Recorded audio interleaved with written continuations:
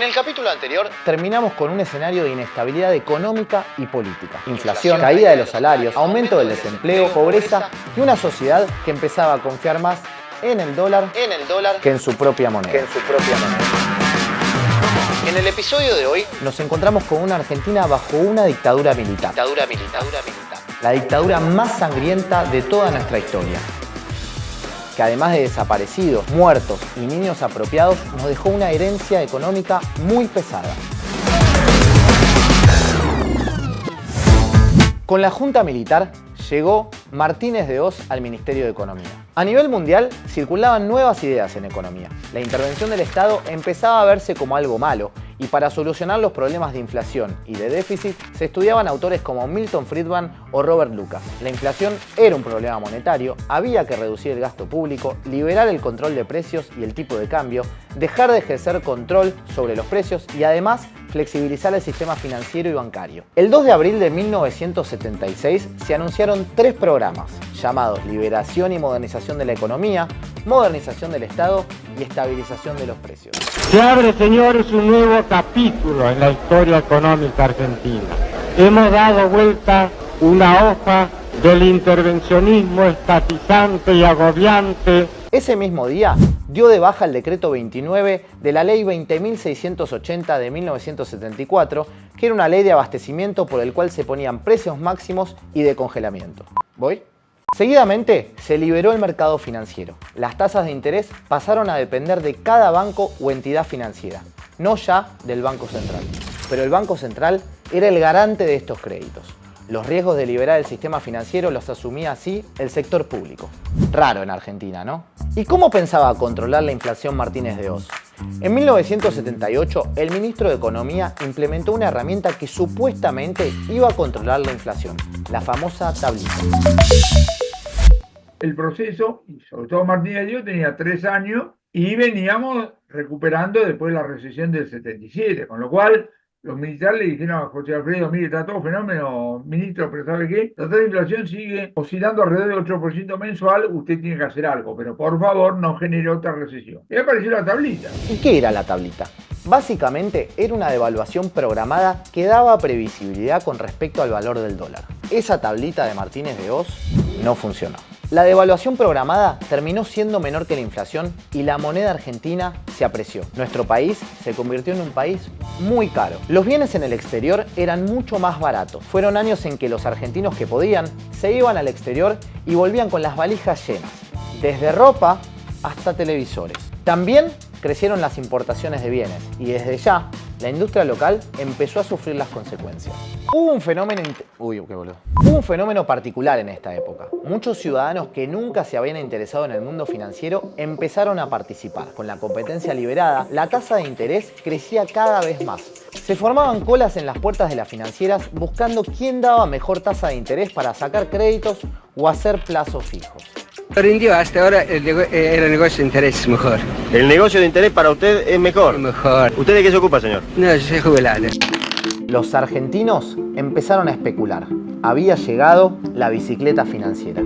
¿Pero qué era esa bicicleta? Para mucha gente que tenía inversiones, ahorros en dólares, lo que hizo es vender esos dólares, pasarse a pesos y manejar esos pesos con una tasa de interés diferencial, un plazo fijo te lo pagaba muy bien, y aprovechando que vos tenías de parte del gobierno algún anuncio oficial o semioficial, en este caso era bien oficial porque la tablita de Martínez de Hoz lo que te decía era cuánto iba a estar el dólar en las próximas semanas, en los próximos meses. Y sabiendo que podías volver a recuperar los dólares porque tenías claro cuál iba a ser el precio del dólar, y en el interregno lo que hacías era ganabas porque los ponías a trabajar en pesos. Esto se sumaba a un desmanejo fiscal muy importante. El déficit fiscal no paró de crecer y llegó a alcanzar 11 puntos del PBI. ¿Y cuál fue el resultado de combinar la tablita y la liberalización del sistema financiero? Se paralizó la producción, el PBI industrial cayó 20% en 4 años y se elevó la deuda externa para asegurar el programa cambiario de la tablita. ¿Y por el mundo cómo andábamos? Estados Unidos estaba en su propia lucha contra la inflación a principios de los 80 y un nombre pasaría a la historia por una decisión que hizo temblar a las economías latinoamericanas: el presidente de la Fed, Paul Volcker. En abril de 1980, la inflación interanual en Estados Unidos alcanzó un verdadero récord, 14,6%. Volcker respondió con una terapia de shock, un fuerte incremento de las tasas de interés que alcanzaron un máximo del 20% en junio de 1981.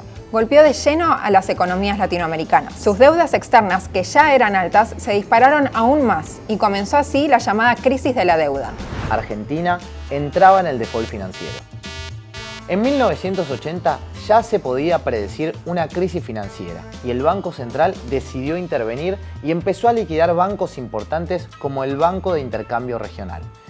Esto dio lugar a una corrida bancaria. Las personas trataban de sacar la plata que tenían depositada en los bancos, que eran depósitos en pesos y también en dólares. Los que podían sacaban esos dólares al extranjero. Ante esta situación, el gobierno decidió que el Estado fuera garante de los depósitos, lo que generó otro aumento en la deuda pública que ya venía creciendo para sostener el cambio de la tablita. Finalmente, en 1981 se sale de este sistema cuando el gobierno anuncia una devaluación por fuera de la tablita.